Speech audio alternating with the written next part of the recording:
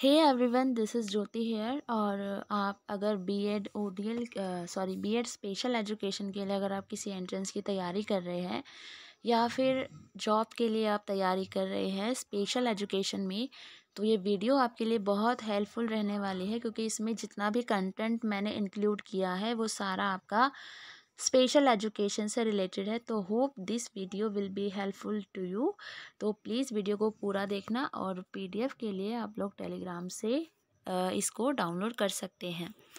तो मैं समझाने की कोशिश करूँगी जितना मेरी कोशिश रहेगी, क्योंकि मेरा नॉर्मल बीएड है, बट मेरी कोशिश रही है कि मैंने ये पूरा पढ़ा है और मैं आपको अच्छे से इसके बारे में एक्सप्लेन कर पाऊँ। कहीं कुछ गलती हो जाए तो प्लीज़ कमेंट सेक्शन में बता देना। तो हमारा है पहले बौद्धिक अक्षमता, ठीक है। इसे पहले मानसिक मंदता के रूप में जाना जाता था, ठीक है, जो हमारा मेंटल रिटार्डेड होता है, एमआर हम जिसे कहते हैं, ठीक है। तो बौद्धिक अक्षमता की विशेषता कम बुद्धि लब्धि, जो कम बुद्धि आईक्यू होती है, जो हमारा इंटेलिजेंट क्वेश्चन होता है वो कम होता है, और अनुकूली दैनिक जीवन कौशल में क्षीणता है। जैसे कोई बच्चा है, अगर वो मानसिक मंदता से ग्रस्त होता है तो उसका आईक्यू लेवल कम होता है, और जो भी हमारे डेली के काम होते हैं दैनिक जीवन में, तो उसको करने में उसको दिक्कत आती है। कौशल में जो स्किल होती है डेली काम को करने की, उसमें क्षीणता होती है, कमी होती है। उसके बाद है विकार 18 वर्ष की आयु से पहले होता है। जो ये विकार होता है, जो मानसिक मंदता का, ये 18 वर्ष की आयु से पहले होता है। इस विकार का प्रभाव अलग अलग व्यक्तियों में भिन्न भिन्न हो सकता है, हल्के से लेकर गहन तक।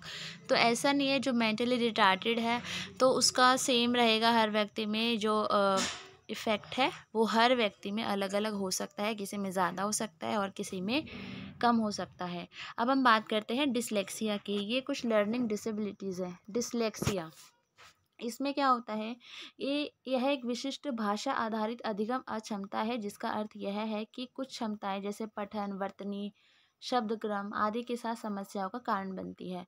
डिसलेक्सिया, तारे ज़मीन पर मूवी अगर किसी ने देखी हो तो जो उसमें बच्चा होता है वो डिसलेक्सिया से ग्रसित होता है। उसमें बच्चा वर्ड्स को पढ़ने में दिक्कत आती है, उसको समझने में दिक्कत आती है, ठीक है, उसको जो फॉर्मेशन करने में दिक्कत आती है। तो ये सब डिसलेक्सिया के क्या होते हैं, हमारे लक्षण। उसके बाद हमारा है ADHD, ठीक है। उसके बाद क्या है हमारा ADHD। यह एक ध्यान की कमी या हाइपर एक्टिविटी डिसऑर्डर है, जिसमें ध्यान केंद्रित रखने और ध्यान देने में हाइपर एक्टिविटी में कठिनाई होती है। इसमें बच्चा है वो ज़्यादा देर तक कंसंट्रेट नहीं कर पाता, बहुत ज़्यादा हाइपर एक्टिविटी डिसऑर्डर है ये। और इसमें जो है ADHD को अधिगम अक्षमता नहीं माना जाता, ठीक है। तो बच्चा अगर एक जगह टिक के नहीं बैठ रहा है, इतना ज़्यादा वो होता है, हाइपर एक्टिव होता है बच्चा इसके अंदर, ठीक है, मतलब कंसंट्रेट नहीं कर पाता, ध्यान केंद्रित नहीं रख पाता।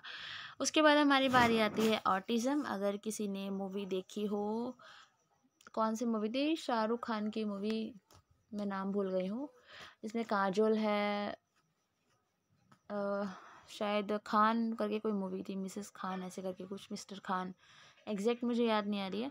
तो उसमें जो शाहरुख खान होते हैं तो वो ऑटिज़म का शिकार होते हैं उस मूवी के अंदर। तो ऑटिज़म स्पेक्ट्रम डिसऑर्डर ASD एक विकासात्मक अक्षमता है जो किसी व्यक्ति के सामाजिक कौशल, संचार और आत्मनियमन को प्रभावित कर सकती है, ठीक है। तो ये एक ऐसा डिसऑर्डर है जिसमें जो बच्चा है या जो व्यक्ति है वो सामने वाले से नज़रें नहीं मिला पाता, नीचे नीचे देखता है। देखा होगा आपने, शाहरुख खान भी नीचे नीचे इधर उधर देखते हैं, मतलब समायोजन नहीं कर पाते, सामने वाले समाज में समायोजित नहीं हो पाते हैं ऐसे लोग। ऑटिज़म एक स्पेक्ट्रम स्थिति है जो लोगों को अलग अलग और अलग अलग डिग्री पर प्रभावित करती है। तो ऐसा नहीं है कि सभी के साथ एक जैसी रहे, ये हर किसी के लिए अलग अलग हो सकती है। और जो मैं मूवीज़ बता रही हूँ, अगर आप ये मूवीज़ देखेंगे तो मे बी आपको शायद ये जो लर्निंग डिसेबिलिटी है वो और अच्छे से क्लियर हो सकती है, ठीक है। अब उसके बाद है भाव बोधक भाषा विचार। ऐसे व्यक्ति जिन्हें मौखिक रूप से जानकारी व्यक्त करने में गंभीर कठिनाई होती है। भावबोधक मतलब भाव जो हम अपने व्यक्त करते हैं, ठीक है। भावबोधक भाषा विकार, जैसे सीमित शब्दावली, जैसे किसी को अपने विचार व्यक्त करने में दिक्कत आती है, जैसे उसके पास जो वोकेबलरी हो वो कम हो, वाक्य निर्माण में कठिनाई, वाक्य भी बच्चे कोई कोई निर्मित नहीं कर पाते हैं, बना नहीं पाते हैं, और उनको शब्द भी याद नहीं रहते हैं। तो ये सब समस्या किसके अंदर आती है, हमारी ये सब समस्या आती है भावबोधक भाषा विकार। अब इनके लक्षणों में क्या शामिल है, तो इनके लक्षणों में शामिल है बोलने में मूल या सीमित शब्दों का प्रयोग, ठीक है, या सही शब्दों को याद रखने में, स्मरण करने में कठिनाई होना, या फिर नए शब्दों को सीखने में परेशानी होना, और संगठित तरीके से जानकारी देने में समस्या, संचार के सामान्य नियमों का पालन करने में सक्षम ना होना, ठीक है। संचार के सामान्य नियम होते हैं कि कैसे बोलना है, कहाँ पर रुकना है, कहाँ पे कम बोलना है, मतलब पॉज देना है, कितनी गति होनी चाहिए, तो ये सब जब बच्चे को नहीं पता होते तो, या पता भी होते हैं जो जनरल नियम होते हैं, तो बच्चे से वो पालन नहीं किया जाता या उसको दिक्कत होती है उनका पालन करने में, ठीक है। और संगठित तरीके से एक जगह कलेक्टिविटी के थ्रू जानकारी देने में बच्चे को दिक्कत आती है, और कुछ ग्रामेटिकल एरर्स भी होते हैं, ठीक है। तो होप आपको ये समझ आया होगा जो लर्निंग डिसेबिलिटीज़ हैं कुछ। इसके बाद हम बात करते हैं स्वर संबंधी विकार, ठीक है। तो इसमें है ध्वनि विज्ञान का अर्थ होता है ध्वनि उत्पन्न करने के तरीके, ठीक है। जो ध्वनि विज्ञान है उसका अर्थ होता है ध्वनि उत्पन्न करने के तरीके। स्वर संबंधी विकार एक भाषण ध्वनि विकार है, जो ये भाषा से रिलेटेड डिसेबिलिटी है। इसमें अक्षरों या शब्दों के लिए सही आवाज़ बनाने में क्या होती है, समस्या होती है। अक्षरों के लिए सही आवाज़ बनाने में, जैसे अ है, अ को अ बोला जाता है, जैसे कोई कोई बच्चा अ बोलने में दिक्कत करता है, हमने र बुलवाया या म बुलवाया, तो उसको बोलने में बच्चे को दिक्कत आती है, ठीक है। उसके बाद है ध्वन्यात्मक विकार के कारणों में शामिल, तो इनमें क्या क्या शामिल है, बोलने में उपयोग करने वाले हड्डियों और मांसपेशियों की संरचना के साथ समस्या, जैसे कि भंग तालु, और दांतों के साथ समस्या होती है। बच्चे के साथ कुछ मुंह में कुछ दिक्कत हो तो क्या आप तब ना बोल पाता हो बच्चा, ठीक है। उसके बाद है नसों या मस्तिष्क के कुछ हिस्सों, यानी जो बोलने में मदद करते हैं, कुछ हमारे दिमाग के हिस्से होते हैं या कुछ नसें होती हैं, जैसे कि हमारी प्रमस्तिष्क पक्षाघात, ठीक है। इनके इंग्लिश में कुछ वर्ड्स होंगे, ये आप लोग ढूंढ लेना प्लीज़ गूगल से जाके। आगे है श्रवण समस्या, जैसे संवेदी विकार हो गया, किसी को सुनने में दिक्कत, जब सुनने में दिक्कत आएगी तो बोलने में तो अपने आप दिक्कत आ ही जाएगी। उसके बाद है कुछ विषैले रसायनों के संपर्क में होने से जो मस्तिष्क के कामकाज को प्रभावित करते हैं, तो ऐसा भी किसी किसी केस में होता है। उसके बाद है हमारा भाषण की समस्या से ग्रस्त माता पिता, तो भाषण की समस्या से अगर किसी के माता पिता ग्रस्त है तो उसका भी बच्चे के ऊपर इम्पैक्ट पड़ेगा। उसके बाद हम करते हैं हकलाना। हकलाना यह एक विकासात्मक भाषण विकार है जिसमें शब्दों या ध्वनियों की पुनरावृत्ति या लंबे समय तक बोलने के कारण भाषण का प्रस्तुतिकरण बाधित हो जाता है। तो सबको पता ही है कि हकलाना क्या होता है, कि बार बार वही चीज़ें बोलता है बच्चा, रिपीट करता है, और यह सभी उम्र के लोगों को प्रभावित करता है। हकलाना किसी भी उम्र में हो सकता है और ये प्रभावित करता है हर उम्र को। दीर्घकालीन भाषण क्या होता है, तो दीर्घकालीन भाषण क्या है, तो हकलाने के उपचार के रूप में दीर्घकालीन भाषण का उपयोग गोल्डी आमंड 1965 से हुआ था। देखो, हकलाने का जो उपचार करने का बेस्ट तरीका है वो होता है दीर्घकालीन भाषण। तो इसका जो स्टार्टिंग थी वो हुई थी गोल्डी आमंड 1965 से हुआ था। यह उन तरीकों में से है जो हकलाने के शारीरिक लक्षणों के इलाज के लिए विकसित किए गए थे। उसके बाद है, जैसा कि नाम से पता चलता है कि दीर्घकालीन भाषण शब्दों को अक्षरों में तोड़ता है और फिर उन्हें लंबे समय तक तरीके से उच्चारित करता है। इसमें क्या होता है कि शब्दों को अक्षरों में तोड़ा जाता है, फिर उसके बाद उनको लंबे समय तक उच्चारित बुलवाया जाता है। उसके बाद लंबे समय तक यह वाक् प्रवाह को सुगम बनाने में मदद करता है। जैसे मान लो हमने लिखा है कमल, ये एक शब्द है, हमने क को तोड़ा, म को तोड़ा, फिर ल को, फिर हमने क बुलवाया, फिर म बुलवाया, फिर ल बुलवाया, ऐसे इस तरीके इसमें होता है, ठीक है। अब है इसे स्मूथ स्पीच के रूप में भी जाना जाता है। अगर क्वेश्चन आए कि स्मूथ स्पीच के रूप में किसे जाना जाता है, तो दीर्घकालीन भाषण इसका आंसर हो जाएगा। अब है बौद्धिक अक्षमता। यह पहले मानसिक प्रतिशोध के रूप में जाना जाता था। उसके बाद है बौद्धिक अक्षमता औसत से नीचे बुद्धि, आईक्यू और अनुकूली दैनिक जीवन कौशल में कमजोरियों की विशेषता बताता है, ठीक है। तो बौद्धिक अक्षमता जो एमआर होता है उसमें मेनली यही होता है कि बच्चा जो हमारे डेली काम होते हैं वो नहीं कर पाता, और इसके अलावा जो उसको आईक्यू होता है वो नॉर्मल बच्चे से कम होता है। विकार 18 वर्ष की आयु से पहले होता है। जो एमआर की जो दिक्कत आती है वो 18 वर्ष से पहले आती है। इस विकार का प्रभाव अलग अलग व्यक्तियों में अलग अलग हो सकता है, अलग से लेकर गहन तक, ठीक है। अब हम बात करते हैं ऑटिज़म स्पेक्ट्रम डिसऑर्डर। ऑटिज़म की हम बात कर ही चुके हैं, बट फिर एक बार रिवाइज कर लेते हैं अगर आ गया है तो। इसमें है एक न्यूरो विकासात्मक विकलांगता है। ये क्वेश्चन पूछा भी जाता है कि जो ऑटिज़्म है वो कैसी विकलांगता है, तो न्यूरो विकासात्मक विकलांगता है ये, जो किसी व्यक्ति के सामाजिक कौशल, संचार और स्व विनियमन को प्रभावित करती है। ऑटिज़्म एक स्पेक्ट्रम स्थिति है जो लोगों को अलग-अलग और अलग-अलग डिग्री को प्रभावित करती है। शाहरुख खान की मूवी प्लीज़ प्लीज़ सर्च करके एक बार आप लोग देख लेना। मिस्टर खान ही है शायद मूवी का नाम, मुझे एग्जैक्ट याद नहीं आ रहा है। तो आप उसमें ज़्यादा समझ पाएंगे कि ऑटिज़म होता क्या है। ऑटिज़म के लक्षणों में शामिल है, तो ऑटिज़म के लक्षणों में क्या क्या शामिल है। यह एक प्रारंभिक शुरुआती विकार है जो जन्म से मौजूद होता है और विकास के चरण में 2 साल की उम्र में इसका निदान किया जा सकता है। ठीक है, तो जो ये प्रारंभिक शुरुआती विकार है स्टार्टिंग से ही होता है और जन्म और विकास के चरण में 2 साल की उम्र तक में इसका निदान किया जा सकता है। निदान मतलब होता है हमारा डायग्नोस करना, मतलब उसका पता लगाना। ठीक है, व्यवहार के दोहरावदार पैटर्न की उपस्थिति, तो हम उसको कैसे फाइंड आउट कर सकते हैं कि कोई बच्चा ऑटिज़म से पीड़ित है। तो हमें वो बिहेवियर क्या, वो बार बार एक ही जैसा बिहेवियर रिपीट कर रहा है, या फिर बुनियादी सामाजिक कौशल में गंभीर हानि। जो हमारे सामाजिक कौशल होते हैं, बोलना, किसी के साथ बातें करना, क्या उसको दिक्कत हो रही है उनको एडजस्ट करने में। संचार कौशल के विकास में समस्या है, क्या उसको संचार कौशल मतलब बात करने में दिक्कत हो रही है, आई कांटेक्ट नहीं कर पा रहा है।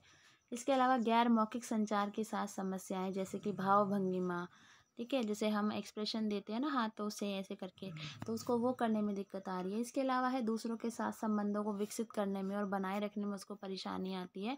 तो ये सब इंडिकेटर्स है जिनसे हम जान सकते हैं कि कोई बच्चा ऑटिज़म से पीड़ित है। दूसरों के साथ नेत्र संपर्क बनाने से बचना, तो इसमें आई कांटेक्ट नहीं करता है ऑटिज़म में बच्चा।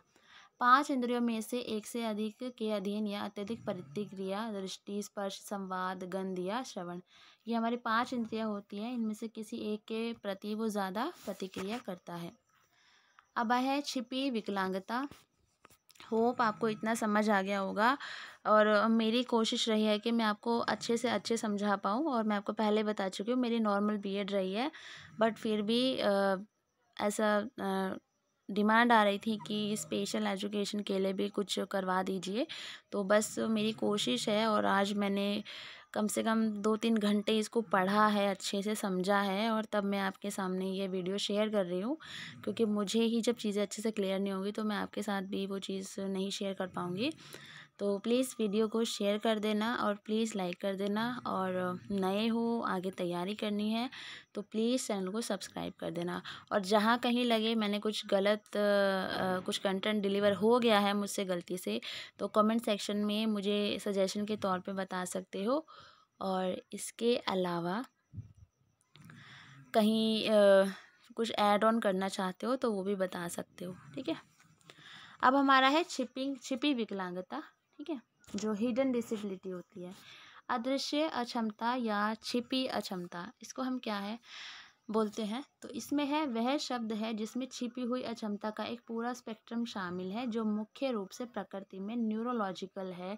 सरल शब्दों में छिपी हुई अक्षमताएं ऐसे दोष है जो बाहर से देखने पर दूसरों को आसानी से दिखाई नहीं देते। देखो, हिडन डिसेबिलिटी वो डिसेबिलिटी होती है जो हमें बाहर से देखने पर दिखाई नहीं देती, जैसे कि एक लंगड़ा व्यक्ति है, या एक पक्षाघात है किसी को है, या बहरापन है, या अंधापन है। तो ऐसे लोगों को तो हम लोग जान लेंगे कि हाँ ये हैंडीकैप है या विकलांग है ना। जबकि अधिगम अक्षमता जैसे कि जो डिसलेक्सिया होता है, ये अधिगम लर्निंग डिसेबिलिटी है, हिडन डिसेबिलिटी है। न्यूरो डेवलपमेंट हो गया डिसऑर्डर, न्यूरो डेवलपमेंट डिसऑर्डर जैसे कि ऑटिज्म हो गया, एडीएचडी हो गया, और साइकिट्रिक अक्षमता जैसे बाइपोलर हो गया डिसऑर्डर आदि सभी छिपी हुई अक्षमता है, क्योंकि इन विकारों का कोई शारीरिक संकेत नहीं है। अगर बच्चा ऑटिज्म से पीड़ित है तो उसका कोई शारीरिक संकेत नहीं है, जैसे हमें किसी को हाथ में प्रॉब्लम है, आँख में प्रॉब्लम है, तो हमें पता चल जाता है। ठीक है, और बीच में जो भी मैं शब्द यूज़ कर रही हूँ तो मैं उसके लिए माफ़ी चाहूँगी, लेकिन ये स्पेशल एजुकेशन का ही पेपर है तो ये शब्द बीच में आ रहे हैं। और मैं किसी की भावनाओं को ठेस नहीं पहुंचाना चाहती, बस एक कंटेंट डिलीवर कर रही हूँ just cause of your help. और फिर भी किसी को बुरा लगा हो तो उसके लिए please please I am really really sorry, क्योंकि बीच में ये शब्द आ रहे हैं और मुझे बोलने पड़ रहे हैं, तो इसके लिए मैं माफ़ी चाहूँगी पहले ही। उसके बाद है, यदि आप किसी ऐसे व्यक्ति के साथ संवाद कर रहे हैं जिसमें संप्रेषण असमर्थता है तो निम्नलिखित अभ्यासों को ध्यान में रखना चाहिए।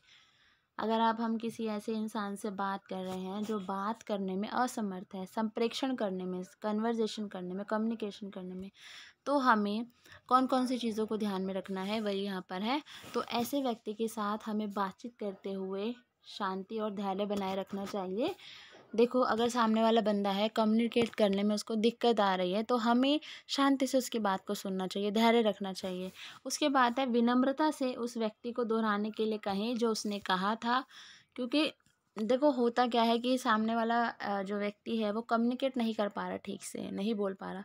तो हमें शांति, पहली बात तो शांति रखिए, धैर्य रखिए और बहुत प्यार से उसे समझाइए या उसे रिक्वेस्ट कीजिए कि क्या वो दोबारा बता सकता है या दोबारा दोहरा सकता है उसने जो भी कहा है, ठीक है। और उसके अलावा उस व्यक्ति को यह सुनिश्चित करने के लिए बात को दोहराएं कि आप सही तरह से समझ गए हैं, और उसे यह भी सुनिश्चित कराएं कि हाँ, उसने जो कहा है आप उसको अच्छी तरीके से समझ गए हैं। शांत जगह पर जाने से व्यक्ति को बोलने के लिए अधिक आत्मविश्वास होगा। इसके अलावा आप व्यक्ति को एक शांत जगह भी लेकर जा सकते हो जहाँ वो व्यक्ति अच्छे से बोल पाए आत्मविश्वास के साथ। और मौखिक और गैर मौखिक इशारों का उपयोग करने वाले व्यक्ति से अधिक उपयुक्त तरीके से संवाद करवाने का प्रयास करें। मौखिक मतलब जो बोल रहे व्यक्ति, और गैर मौखिक जो हम एक्सप्रेशंस देते हैं आँखों से, मुंह से और हाथों से, है ना, तो उससे भी हम चीज़ों को समझ सकते हैं। अब हम बात करते हैं चिंतन की। तो चिंतन एक संज्ञानात्मक गतिविधि है। संज्ञानात्मक मतलब होता है जो माइंड से रिलेटेड होती है।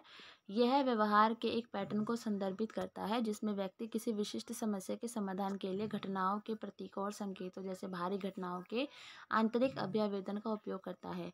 देखो, चिंतन एक कॉग्निटिव हमारा जो है एक्टिविटी है, माइंड से रिलेटेड है। और जब भी हमारे सामने कोई समस्या आती है, हम उसके सोल्यूशन के लिए हमारे दिमाग में पहले से जो चीज़ें रही हैं उनके आधार पर हम उस चीज़ को सॉर्ट आउट करने का, उस प्रॉब्लम को सॉर्ट आउट करने की कोशिश करते हैं, चिंतन करते हैं। अब चिंतन प्रक्रिया में शामिल विभिन्न तत्व जो है, उपादान है, तत्व या उपादान क्या है, तो चिंतन प्रक्रिया में क्या क्या मेनली होता है, तो छवियाँ जैसे माइंड पिक्चर है जिसमें किसी वस्तु या घटना के व्यक्तिगत अनुभव होते हैं। जैसे मैंने आपको बोला मेला, ठीक है, तो मेला से रिलेटेड, मेला में जैसे झूले हो गए, समोसे हो गए और भीड़ हो गई, है ना, तो ये सब माइंड मैपिंग है, आपके दिमाग में क्या क्या आ रहा है उस चीज़ को लेके। और जो उस चीज़ को लेकर आ रहा है वो सब आपके एक्सपीरियंस रहे हैं, क्या तब आपने खुद मतलब उसको ऑब्जर्व किया हो, एक्सपीरियंस किया हो या कहीं देखा हो, तो उसको हम क्या बोलते हैं, छवियाँ, माइंड मैपिंग। उसके बाद है अवधारणा। यह एक सामान्य विचार है कि जो एक सामान्य वर्ग के लिए है, जो कॉन्सेप्ट होता है, अवधारणा होती है। उसके बाद है प्रतीक। वे वास्तविक अनुभवों और गतिविधियों के विकल्प का प्रतिनिधित्व करते हैं। वास्तविक अनुभव जो हमारे रियल में अनुभव रहे हैं और जो एक्टिविटी रही है उसके जो विकल्प का प्रतिनिधित्व करते हैं, कौन, प्रतीक। उसके बाद है भाषा। ये जो मैं पॉइंट्स बता रही हूँ अभी, जैसे प्रतीक हो गया, हमारा अवधारणा हो गई, तो ये सब क्या है, चिंतन प्रक्रिया के उपादान है या तत्व मान लो, ठीक है। इनके बिना चिंतन प्रक्रिया संभव नहीं है। उसके बाद है भाषा। यह चिंतन प्रक्रिया के लिए उपयोग किया जाने वाला सबसे जाने वाला विकास उपकरण है। देखो, भाषा ही नहीं होगी तो कैसे चिंतन करोगे, चिंतन करने के लिए भी तो भाषा चाहिए। उसके बाद है मांसपेशियों की गतिविधियाँ। किसी व्यक्ति के चिंतन और मांसपेशियों की गतिविधियों के बीच संबंध होता है। उसके बाद हमारा है मस्तिष्क। तो यह चिंतन की प्रक्रिया को पूरा करने में प्रमुख साधन होता है। छात्रों में वास्तविक क्षमता की पहचान करने के लिए कोई विषय चुनना एक आवश्यक कारक है, ठीक है। वास्तविक क्षमता की अगर पहचान करनी हो तो कोई, अगर आपको एक सब्जेक्ट चुनना हो तो वो एक इम्पॉर्टेंट चीज़ है। तो कुछ चरण हैं जो शिक्षक यह सुनिश्चित करने के लिए उठा सकते हैं कि छात्र सही चुनाव करें। तो पहला ये है कि यह सुनिश्चित करना कि छात्र के हित और झुकाव उनके भविष्य के करियर के लिए लिए गए निर्णयों के अनुरूप है। चूँकि इस मामले में छात्र के पास विज्ञान की एक योग्यता है, इसलिए शिक्षक को उस विज्ञान शिक्षक को विषय चुनने में मदद करनी चाहिए और उसके हितों के लिए सबसे अच्छा होगा। देखो, हमारी क्लास में कोई बच्चा है और उसका कोई इंटरेस्ट किसी और चीज़ में है, तो हमें उसको हेल्प करनी चाहिए कि वो उस चीज़ में, वो उस फील्ड में, उस सब्जेक्ट में आगे बढ़े। ठीक है, तो मेनली यही था इसका। आगे है मनोवैज्ञानिक मूल्यांकन की व्यवस्था करना, ताकि छात्र अपनी रुचि, क्षमता और व्यक्तित्व के बारे में जागरूक हो और माता पिता को परिणाम दिखाएं। ठीक है, तो मनोवैज्ञानिक मूल्यांकन की व्यवस्था करना भी बहुत ज़रूरी है। जो हम साइकोलॉजिकल जो इवैल्यूएशन करते हैं वो बहुत ज़रूरी है। उसके बाद अपने माता पिता से छात्र की प्राकृतिक रुचि को इंगित करें और बच्चे को कोई विशेष विषय चुनने के लिए मजबूर करने के हानिकारक प्रभावों से उन्हें अवगत कराना। तो इसके अलावा हम पेरेंट्स से बात कर सकते हैं कि अगर आपने बच्चे को कुछ और दिलवाया, तो लाइक स्ट्रीम चेंज कराया, तो बच्चे के ऊपर इसका एक नेगेटिव इम्पैक्ट जाएगा। उसके बाद हम बात करते हैं विकासात्मक मनोविज्ञान की। किसकी? विकासात्मक मनोविज्ञान की। तो यह व्यक्ति के जीवन काल में एक संज्ञानात्मक, सामाजिक, भावनात्मक, बौद्धिक क्षमताओं का विकास है। जो विकासात्मक वो मनोविज्ञान होता है, तो ये व्यक्ति के जीवन में एक संज्ञानात्मक, सामाजिक, भावनात्मक, बौद्धिक क्षमताओं का विकास है। अब है मानव विकास को प्रभावित करने वाले 2 कारक होते हैं। ठीक है, तो पहला कारक है प्रकृति। ठीक है, और जो हमें पेरेंट्स से मिलता है, और दूसरा है आनुवांशिक। ठीक है, तो ये हमारे जो डेवलपमेंट होता है उसके ऊपर इम्पैक्ट करता है। ठीक है, तो यही है इसमें। पोषण से तात्पर्य है बाहरी पर्यावरणीय कारक, जैसे परवरिश हो गई, सांस्कृतिक तत्व हो गए, सामाजिक संबंध आदि है किस में लेंगे? पोषण में। उदाहरण के लिए हमारी बुद्धि दोनों जीनों के साथ साथ पर्यावरणीय कारकों से भी प्रभावित होती है। पियाजे ने अपने संज्ञानात्मक विकास के सिद्धांत में बल देकर कहा कि प्रकृति और पोषण एक साथ कैसे काम करते हैं। ठीक है, देखो, एक बच्चा सिर्फ घर की उससे चीज़ों से आगे नहीं बढ़ सकता ना, समाज में क्या चल रहा है वो भी उसके लिए बहुत इंपॉर्टेंट होता है। अब है, जबकि वाटसन जैसे कई अन्य लोगों ने इसके विपरीत विचार रखे हैं, तो ये तो होता ही रहता है। उसके बाद हम बात करते हैं, हालांकि अधिकांश मनोवैज्ञानिक मानते हैं कि मानव विकास प्रकृति और पोषण के पारस्परिक संबंध के कारण है। ठीक है, तो जो मानव विकास की प्रकृति और पोषण है पारस्परिक संबंध के कारण है, क्योंकि जो जो जीन्स होते हैं और जो एनवायरनमेंट होता है वो मिलकर ही जो व्यक्ति का, बच्चे का विकास करते हैं। वास्तव में विकास के हर पहलू का उत्पादन जीन और पर्यावरण के संपर्क से होता है। ठीक है, और अभी ये जो फ्रॉबेल वाला है ये हम नेक्स्ट वीडियो में करेंगे। ठीक है, और क्योंकि मुझे कल स्कूल भी जाना है और अभी 11 बज चुके हैं। कल भी मैं 2 बजे सोई थी वीडियो रिकॉर्ड करके, और व्यूज़ वगैरह यार ठीक ठाक दे दिया करो, प्लीज़ शेयर कर दिया करो वीडियो। ठीक है, जॉब के साथ साथ ये भी करना और बहुत ज़्यादा डिफ़िकल्ट तो होता है, बट मुझे सच में बहुत ज़्यादा ऐसा आया था कमेंट कि मैम प्लीज़ कुछ करा दो, कुछ तैयारी करा दो। तो बस मैं अपनी ड्यूटी कर रही हूँ। जब आपका एग्ज़ाम ख़त्म हो जाएगा तो फिर सब नॉर्मल हो जाएगा। अभी थोड़ा इसी वजह से थोड़ा ऐसा प्रेशराइज़ सा लगता है, और ख़ैर आप ज़ोर ज़बरदस्ती भी नहीं कर रहे, बट मुझे अच्छा लगता है हेल्प करना, तो आपकी हेल्प हो जाए। क्योंकि अगर सेशन बच जाता है तो फिर कोई दिक्कत नहीं है, सेशन नहीं ख़राब होना चाहिए। तो थैंक यू वेरी मच, यहाँ तक आपने मेरी वीडियो को देखा, और प्लीज़ जाते जाते लाइक कर देना। और भी मैंने वीडियोस अपलोड की हुई है, प्लेलिस्ट में जाके आप लोग चेक कर सकते हो। Thank you.